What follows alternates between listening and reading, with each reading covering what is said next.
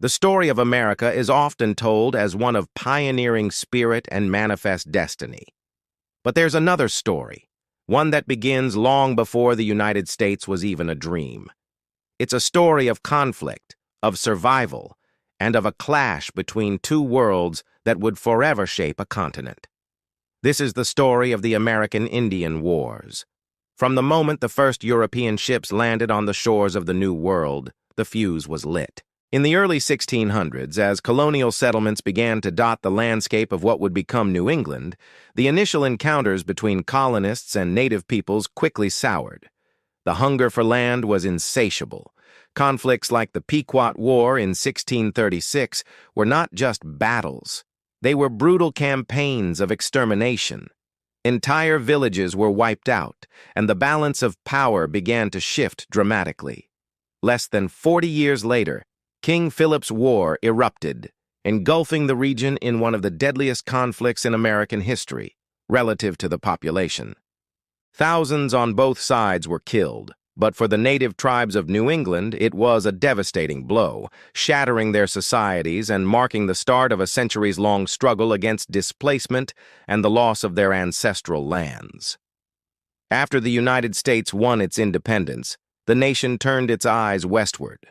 The vast, uncharted territories beyond the Appalachian Mountains were seen not as homelands, but as empty wilderness ripe for settlement. The phrase manifest destiny captured the spirit of the age, a belief that expansion across the continent was both justified and inevitable. For the native tribes who lived there, this expansion was a relentless tide. The U.S. government signed hundreds of treaties, promising peace, protection, and guaranteed borders. But these promises were almost always broken, cast aside as soon as the land became valuable to settlers. This policy of removal reached its tragic peak in the 1830s with the Indian Removal Act. Tribes like the Cherokee, Choctaw, and Creek, who had adopted many aspects of American culture, were forcibly uprooted from their homes in the Southeast. The forced march of the Cherokee Nation to designated territory west of the Mississippi became known as the Trail of Tears. Exposed to disease, starvation, and brutal conditions, thousands of men, women, and children perished on this journey.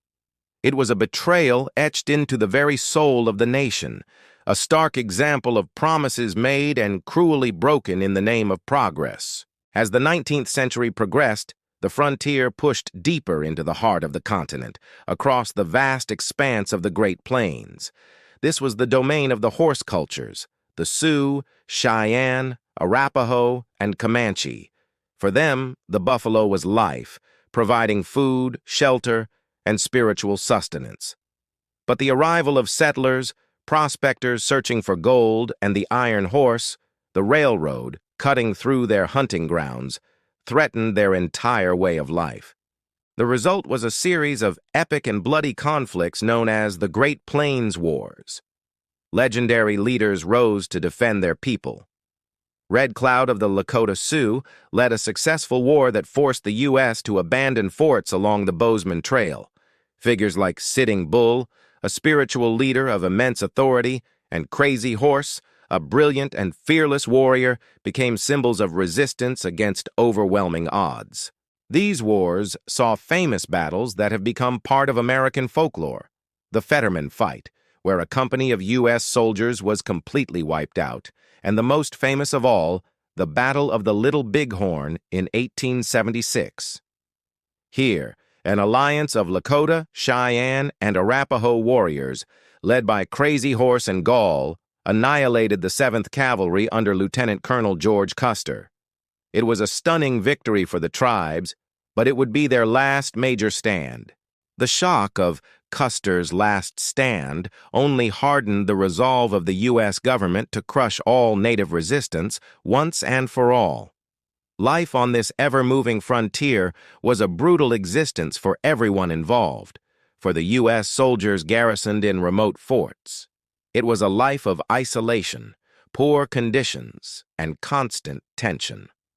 For the settlers in their lonely cabins and fledgling towns, it was a gamble against harsh weather, unforgiving land, and the ever-present fear of conflict.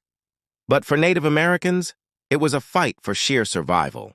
The two greatest weapons wielded against them were not guns or soldiers, but disease and the destruction of the buffalo. European illnesses, to which they had no immunity, swept through tribes, decimating their populations.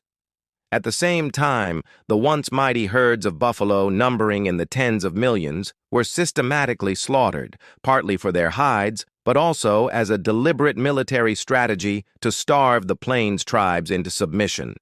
Facing this ecological and demographic collapse, native warriors adapted. They perfected the art of guerrilla warfare using their intimate knowledge of the land to conduct lightning-fast raids, ambushes, and hit-and-run attacks, frustrating the slower, more conventional U.S. Army and fighting desperately to protect what little they had left.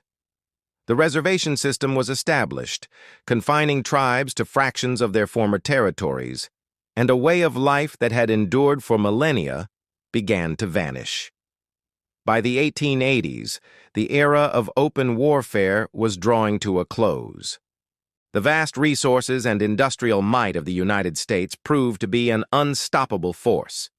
In the desert Southwest, the long and defiant resistance of the Apache, led by the brilliant and elusive strategist Geronimo, was finally crushed in 1886. His surrender marked the end of the last major armed tribal resistance in the United States. But the final tragic chapter of the Indian Wars was yet to be written. In the winter of 1890, a group of Lakota Sioux, followers of the Ghost Dance movement, a spiritual revival that promised a return of the old ways, were intercepted by the 7th Cavalry near Wounded Knee Creek in South Dakota. On the morning of December 29th, as the soldiers moved to disarm the Lakota, a shot was fired. The soldiers responded with a storm of rifle and cannon fire, indiscriminately mowing down the largely unarmed camp. When the shooting stopped, more than 250 Lakota men, women, and children lay dead in the snow. The Wounded Knee Massacre was not a battle. It was a slaughter. It extinguished the last embers of native resistance on the frontier and became a haunting symbol for the brutal end of a 300-year conflict. The Indian Wars were more than just a series of battles over land. They represented the collision of two fundamentally different civilizations, two opposing views of the world. One was driven by a relentless engine of expansion, private ownership, and a belief in its own manifest destiny. The other was rooted in a deep spiritual connection to the land, communal living, and the preservation of ancient traditions. The outcome was the near-total subjugation of one by the other, but the story did not end at Wounded Knee. The legacy of these wars is alive today. It lives on in the sovereign native nations that persist, in the ongoing fight for treaty rights, land and water rights, and cultural preservation. It is present in the resilience of native communities who work to heal from historical trauma while celebrating their vibrant cultures and identities. The land itself remembers. Every river, every mountain, every windswept plain holds the echoes of this history, a silent testament to the struggles that took place upon it. From the first skirmishes on the Atlantic coast to the final tragedy in the snows of South Dakota, the Indian Wars are a foundational and complex part of the American story. The cost in lives, cultures, and ways of life was immeasurable. As we look back, it is crucial to remember not only the outcome but the journey. We remember the courage of those who fought to defend their homes and their people, the complexity of the choices they faced, and the enduring strength of the human spirit in the face of overwhelming loss.